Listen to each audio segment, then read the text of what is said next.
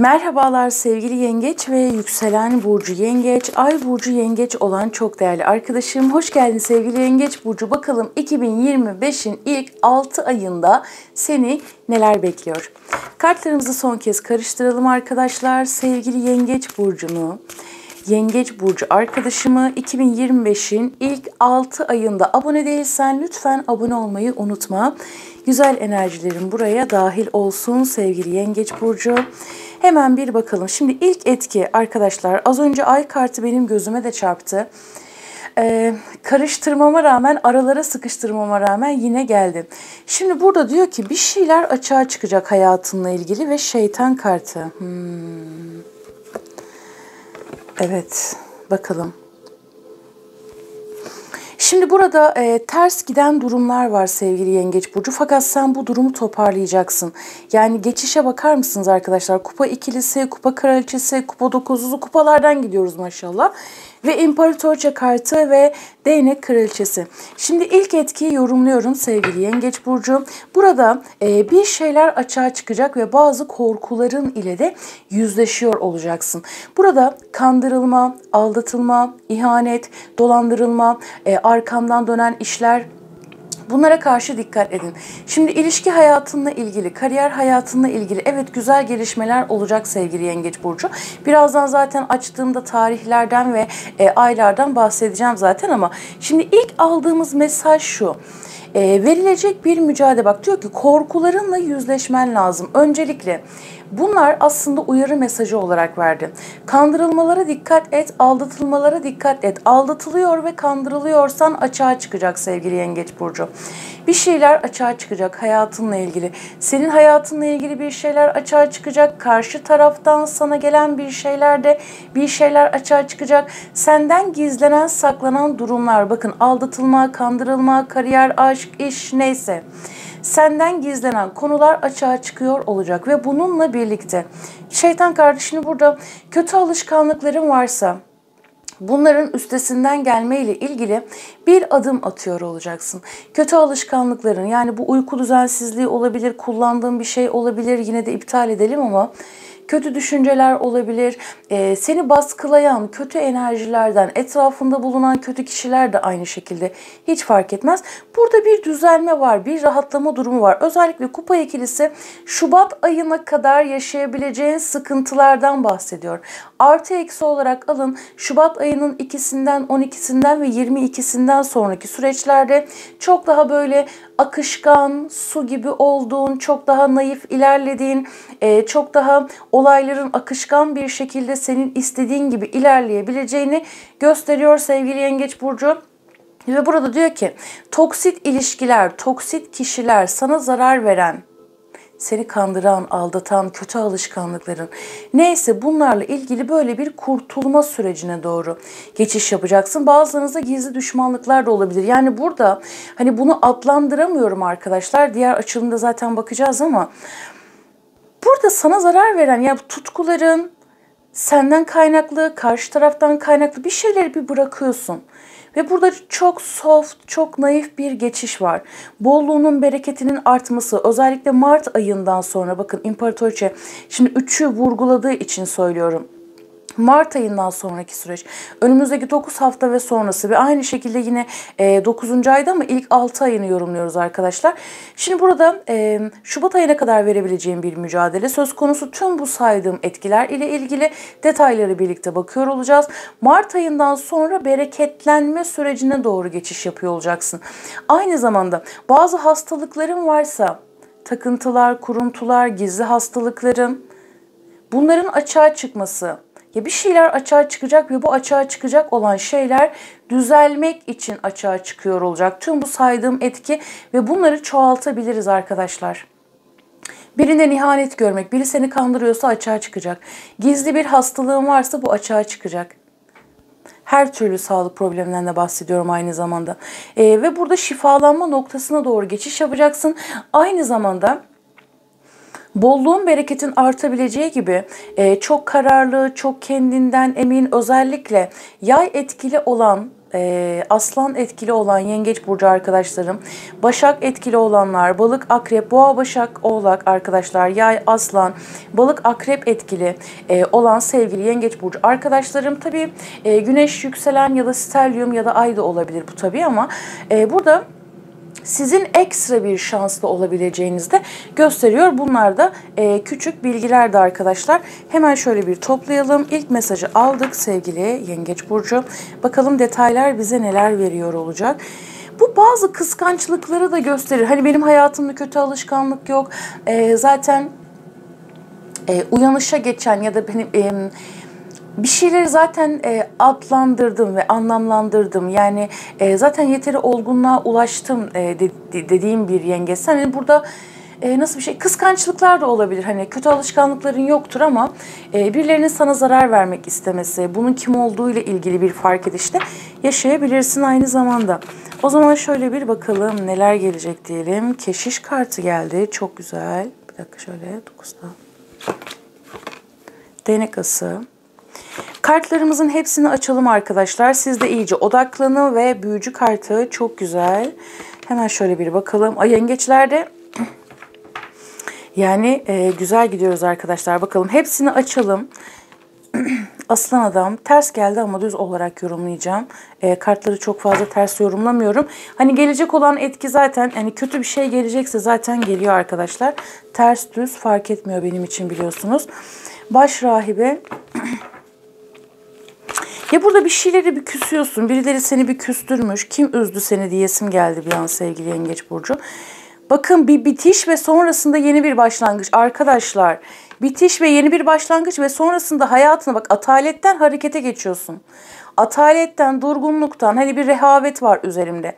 Bir şeyleri bir küstüm, bir durgunluk var, harekete geçiyorsun. Bak bitiyor bir şeyler. Ve kutlama, bakın Mart vurgusunu çok yaptı. Yine burada bir Mart ayı 3-3 geldiği için şimdi burada açalım. Tamam, devam edelim, açalım. Tılsım yedilisi. Allah'ım, burada bazı kayıplar var. Hemen şöyle bir bakalım. Son kartımızı açalım. Zaten destek kartlarımız da olacak. Değnek kralı geldiyse mutluyuz ve burada ne geldi? Evet. Para konularında bir rahatlama. Şimdi burada ne geldi? Tılsım onlusu. Bakın şimdi ailevi konular da aynı zamanda. Öncelikle diyor ki sevgili Yengeç burcu. Burada ailevi konularla ilgili, aileni ilgilendirebilecek bazı bolluk bereket yaşıyor olacaksın.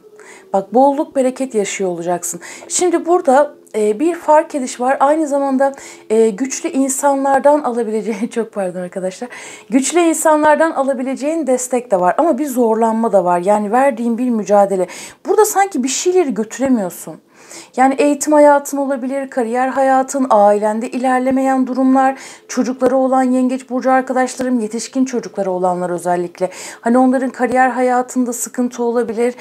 Burada iş hayatıyla ilgili sizde bir tıkandım arkadaşlar ya. Evet, iş hayatınla ilgili, iletişim noktalarıyla ilgili yaşadığın sıkıntılardan bahsediyor.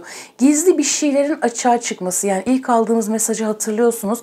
Burada bir atalet durumu var ama özellikle Şubat ayı senin için çok önemli olacak. Önümüzdeki 8 hafta sonrası bir hareketlilik gelecek diyor. Ocak ayında bazı bitişler yaşayabilirsin ve bazı dönüşümler yaşayabilirsin. Yani burada gitmeyen bir ilişkin varsa, sorunlu, seni maddi manevi yoran, üzen, işin varsa, kariyerin varsa, bununla alakalı bir değişim dönüşüm noktasına geçiş yapacaksın. Evet, hayatına bir denge gelecek fakat bu denge gelmeden önce hayatında bir bitiş olacak diyor. Bir bitiş olacak. Yani şu an bir şeyleri ilerletmekte çok zorlanıyorsun. Bunlar eğitim hayatın olabilir. Katıldığın, yani etrafında gelişen bir rehavet durumu, bir şeyleri ilerletememek, aileyle ilgili sorunlar, çözülmesi gereken sıkıntılar. Bunlar çözülecek. Bazınız arkadaşlar miraslık gibi konular olabilir. Bir de burada bir tamamlanma var ama şöyle bir durum. Hani uzun süredir düşündüğün, gerçekleştirmek istediğin bir konuyla ilgili. Hani bir mücadele veriyorsun. Bir sıkıntının üstesinden geliyorsun ve sonrasında önünün açılmasıyla ilgili. Yani burada çözmen gereken bir sıkıntı var, bir zorlukla mücadele. Hukuksal konular olabilir. Burada bir şeyler yapamıyorsun ya, yapmak istediğin şeyi yapamıyorsun. Atalet, durgunluk, küsmüşlük. Yapamıyorum, ilerletemiyorum. Aslında gücüm var, potansiyelim var. Bütün elementleri kaldırabiliyorsun. Yani burada sıkıntı, problem yaratan sana etkiler neyse sevgili Yengeç Burcu. Ve burada arkadaşlar şöyle bir durum var. Nisan ayı da yine sizin için çok önemli olacak. Mart ayı çok önemli olacak. 8 hafta ve sonrası. Yani önümüzdeki aslında bazılarınızda 8 hafta değil de sanki böyle bir 7 hafta sonrası daha bir rahatlık söz konusu. 12 gün, önümüzdeki 12 gün birazcık daha dikkat etmende fayda var. Bu Ocak ayının 22'si gibi de olabilir aynı zamanda. Birazcık daha dikkat et. Şubat ayında bir sorgulama durumu var. Yani bir yüzleşme durumları var arkadaşlar. Ama sonra ya bir sıkıntıyı hallediyorsun burada. Ve bir şeyleri çok kaybetmişsin, sürekli geçmişe de odaklanıyorsun. O da olmadı, bu da olmadı. Ona boşuna emek verdim. Buna boşuna emek verdim. Mesleğinle ilgili değişim, kariyerinle ilgili değişim, iş yapabilirsin, çevreni değiştirebilirsin. Bak yeni çevre, yeni sosyal çevre, yeni bir işe başlamak. Yani burada nasıl bir şey biliyor musun? Bu biten şey senin potansiyelini ve yeteneklerini kullanamadığın bir şeyi bitiriyorsun sen. Bir hayal kırıklığı yaşatmış bir durum sana. Ve tüm bu saydığım etkiler. Arkadaşlar sağlıkla ilgili probleme de dikkat edin aynı zamanda. Yani ailede de olabilir. Ailede de aynı şekilde sağlık problemleri olabilir. Böyle yatmak, dinlenmek gibi birazcık ailede ilgilenmen gereken konular olabilir. Ama bunlarda başarı gelecek. Yani bunlarda bir başarı gelecek sevgili Yengeç Burcu. Aileyle ilgili parasal konular. Önümüzdeki 10 haftalık süreç birazcık senin için sıkıntılı olabilir. Fakat 10 hafta sonrası bir açılma olacak. Aynı zamanda 10. ay, tabii bu ilk 6 ayını yorumladık ama 10. ay ve sonrası daha da büyük bir bereketin geleceğiyle ilgili güzel mesajlar verdi. Yani burada aslında sürecin güzel gidiyor. Olayları çok iyi yönetebilirsin. Ama seni kısıtlayan şeyler var. Hani senin enerjin yüksekken ya sanki şöyle bir şey, şöyle düşün. İş ortamı veya aile ortamı veya bulunduğun çevre, komşuların yani yakın çevre, yakın iletişim halinde olduğun kişiler. Halletmen gereken işler. Yani bunlar seyahatlerin, yolculukların, iletişim ağın. Bir hareketlilik var. Bir şeyleri gerçekleştirebilirsin. Evet burada sıkı bir mücadele veriyorsun ve bu mücadelenin karşılığında alacağın çok güçlü bir ödül var. Fakat burada seni küstüren ve rehavete iten bazı gelişmeler söz konusu ama sen bunu da aşıyor olacaksın sevgili Yengeç Burcu. Arkadaşlar yeni bir eğitime başlayabilirsiniz. Bunlar online eğitim de olabilir. Bakın burada yeni bir çevreye girişiyorsunuz. Ve diyorsun ki bak emeklerim boşa çıktı. Ama ne olursa olsun ben yeniden emek vereceğim. Ve ben bu işe çok emek verdim. Yeni bir işe başlamak, yeni bir işte kurabilirsin ya da hali hazırda yaptığın işten memnunsan, mutluysan. Evet bir şeyler istediğim gibi gitmedi. Beşli vadilerdir bunun sıkıntısını zaten yaşıyorum ama ben bunun üzerine gideceğim diyorsun. Yani bunun için ateş etkin yüksek olacak aynı zamanda. Tabii orada dengede kalmak çok önemli. Ve burada bolluğun, bereketin artacak arkadaşlar. Sizde geçiş bu şekildeydi. Arkadaşlar Koç, Aslan, Yay, Yay burcu, Boğa, Başak, Oğlak. Yay burcu birazcık daha baskın. Yay burcu, Aslan, Yay, Boğa, Başak, Oğlak. Bu kişilerden alacağınız destekler var. Bir de Balık, Akrep arkadaşlar. Tabii hayatınızda bir tane Balık, Akrep yok, bir tane Yay burcu yok. Ona göre hani örnek olması için söyledim. Yani yaşadığın bir zorluğu aşıyorsun. Yaşadığın bir zorluğu aşıyorsun sevgili Yengeç Burcu. Geçiş güzel ama. Hani burada evet sıkıntılar var, seni küstüren bir şeyler var ama bunu kazanabilmek için ya da sorunları çözebilmek için gücün de var. Yeni etkinlikler bak, yeni gruplara, yeni arkadaş çevresi, yeni eğitim alanı, sosyal çevre. Yani yeni bir şeyler başlatıyorsun hayatınla ilgili. Ve Mart ayı özellikle balık dönemi arkadaşlar çok daha önemli olacak sizin için. Ondan sonra sanki o süreye kadar bir şeyleri hallediyorsun. Ve Ocak ayında da şöyle bir durum var arkadaşlar. Şimdi birlik enerjisiyle başlatma enerjin yüksek olacak diyor. Hani başlatma enerjin, yürütme enerjin oldukça yüksek olacak dedi. Mart, 3 Mart, 13 Mart, 23 Mart ve sonrası böyle bir şeylerin artık hani bir şey kazanmak, bir ödül, terfi, yükseliş, parayla ilgili yükseliş, aileyle ilgili gelecek olan sürpriz gelişmeler, bazılarınızın miraslı konuları olabilir. Çocuklarınız size sürpriz yapabilir. Çocuklarınızın kariyer hayatıyla ilgili güzel gelişmeler yaşayabilirsiniz. Senin çalışma hayatınla ilgili güzel gelişmeler, değerinin bilinmesiyle ilgili, işte borçlar varsa bunları kapatmayla ilgili, özellikle Mart ayı ve sonrası böyle yavaş yavaş da olsa gelişen bir süreç olacak senin için. Yani sıkı bir mücadele var fakat sonrasında gelen bir ödül de var. Ama burada şöyle bir durum var. Sen mücadele vermekten ziyade hani şu noktaya gelmişsin. Hani bunu ben aşabiliyorum zaten. O güç bende var, o yetenek bende var. Ben bunu zaten aşabiliyorum dediğin bir noktadasın.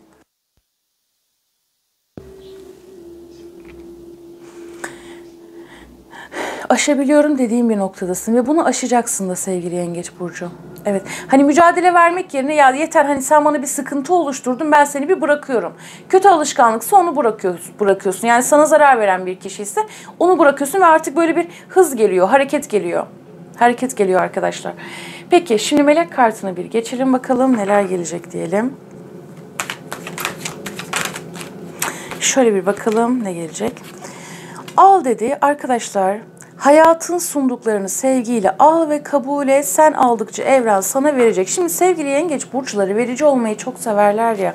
Yani burada birazcık bu kurban gerçekten suçlanma, fazla vericilikten dolayı ya da fazla fedakarlıktan dolayı pek çok yengeç burcu arkadaşım suçlanabilir, iftiraya uğrayabilir. Yani böyle geri plana atılmak, kendini aslında bir işte çok profesyonelsindir ama yeterince kendini sunamıyorsundur ya da gösteremiyorsundur ya da çirkeflik yapamıyorsundur diyelim. Yani buradaki bak al. Evren sana bereketini sunacak. Al diyor. Almaya açık ol. Açık ol. Almayı öğren diyor sevgili Yengeç Burcu. Hayatın sunduklarını sevgiyle al ve kabul et. Bitmesi gerekiyorsa bitsin, bırak yenisi gelsin diyor. Bu bilgi anlamında da aynı şekilde. Sen aldıkça evren sana verecek arkadaşlar.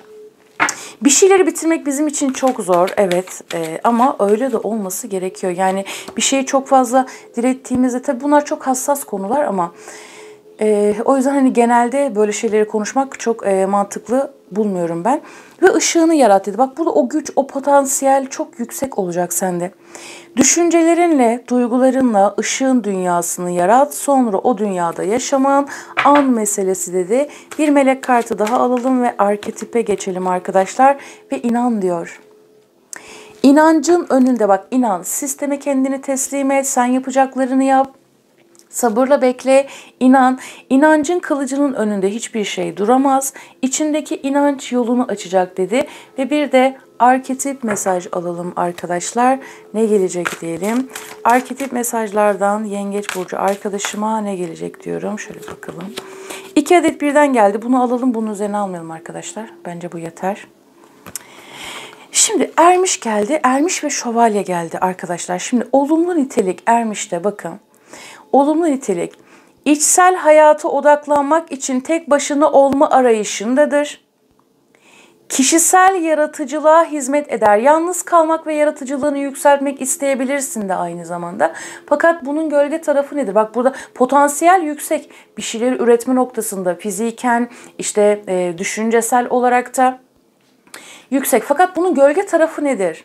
Şimdi burada bir dedik ki bir küsmüşlük, bir kapanmışlık var. Bu sana bazı fırsatları kaçırtabilir. Çünkü burada sistem sana bir şey de sunuyor.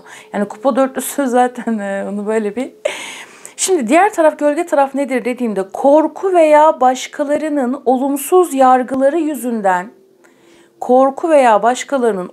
yargıları yüzünden toplumdan geri çekilme, muhtaç olanlara yardım etmeyi reddetmek. Bu o kadar güzel bir mesaj ki. Geri çekilme diyor, geri planda durma diyor. Aynı zamanda yardımlaş, paylaş, yeteneğini göster. İnadına üzerine git. Destek zaten gelecek diyor. Peki şövalye nedir diyelim. Şövalye diyor ki olumlu nitelik arkadaşlar. Sadakat, Romantizm ve şövalyelik ve onur sevgisi dedi. Şefkat, paylaşmak, minnet duymak, almak, vermek, bunlar çok önemli olacak. Güzel teklifler, jestler ve güzel ödüllerle de karşılaşıyor olacaksın. Gölge nitelik nedir dediğimde, yaratıcı bir hükümdara veya prensibe tabi olmak, romantik aldanışlar. Birileri seni aldatabilir, kandırabilir. İlk baştaki etkiyi unutmayın. Hani romantizmle özellikle Şubat'a kadar, Mart'a kadar hatta dikkat etmende fayda var. Peki bir de bu desteden alalım bakalım arkadaşlar, ne gelecek diyelim. Kalp evi geldi. Şimdi aşk hayatınla ilgili de evet güzel gelişmeler olacak ama kiminle konuştuğuna, özellikle sosyal medyada arkadaşlar, birileri sana kendini çok farklı tanıtabilir. Buna karşı da çok dikkat et. Aslında öyle değildir ama öyleyim diyor olabilir. Arkadaşlar bunlara karşı dikkat edelim. Her videoda uyarmaya çalışıyorum elimden geldiğince. Kalp evi, şefkat. Şefkat senin ana teman olacak. Şefkatle pek çok şeyi iyileştirebilirsin. Tabii bunun da dengesi çok önemli. Denge gerçekten çok önemli. Biz de dengemizi şaştığımızda sistem bize bunu zaten öğretiyor arkadaşlar. Hepimizin hataları var, eksikleri var, kusurları var. Hayatının genelinde diyor ki bak, ilk yarısı sana şefkat akacak, yaratıcılık akacak, bereket akacak, sevgi akacak. Fakat bu dengede her şeyin gölge tarafı vardır. Olumlu tarafı da vardır, gölge tarafı da vardır. Enerjileri nasıl çalıştırdığımız çok ama çok önemlidir. Yani böyle burç yorumları okey yapıyoruz ama bireysel olarak farklılık gösterir. Hepimizin algısına göre, alanımızın genişliğine göre arkadaşlar. Değil mi? Bunları böyle detaylandırabiliriz. Yani hiçbir şey bu kadar basit değil. Şimdi kalp evi geldi, şefkat. Burada güzel. Arkadaşlar bazılarınız böyle yeni bir evde kurabilirsiniz ama burada geçmen gereken bir iğne deliği var. Sanki diyorsun ki halletmen gereken bir sıkıntı var. Acaba bu sıkıntıyı halledebilecek miyim? Hani geçmem gereken yol böyle iğne deliğiymiş gibi gözüküyor bana ama değil diyor. Yani geçeceksin aslında oradan da. Kısıtlılık, böyle bir kısıtlıymış gibi. Kısıtlıymış. Ya bu görsel bana şeyi hatırlattı. Onu söylemek istemiyorum da. Zaten şu an tam olarak hatırlamıyorum. Bakın iğne deliği ama genişleme o kadar büyük ki. Hani o küçücük gördüm. Belki bu aynı zamanda şu mesajı da verebilir. Hani ben bu adımı atsam ne olacak ki? İşte bunu yapsam ne olacak ki? Ya bak yap diyor, o büyüyecek. Hani şey deriz ya bize, damlaya damlaya göl olur diye, çok güzel bir sözümüz vardır ya bize. Böyle bir etkiden bahsetti. Bak, damlaya damlaya göl olur. Ne atarsan, ne biriktirirsen o büyür. Sevgili Yengeç Burcu, yorumlarım bu şekildeydi. Kendine çok iyi bak. Görüşmek üzere. Hoşça kal.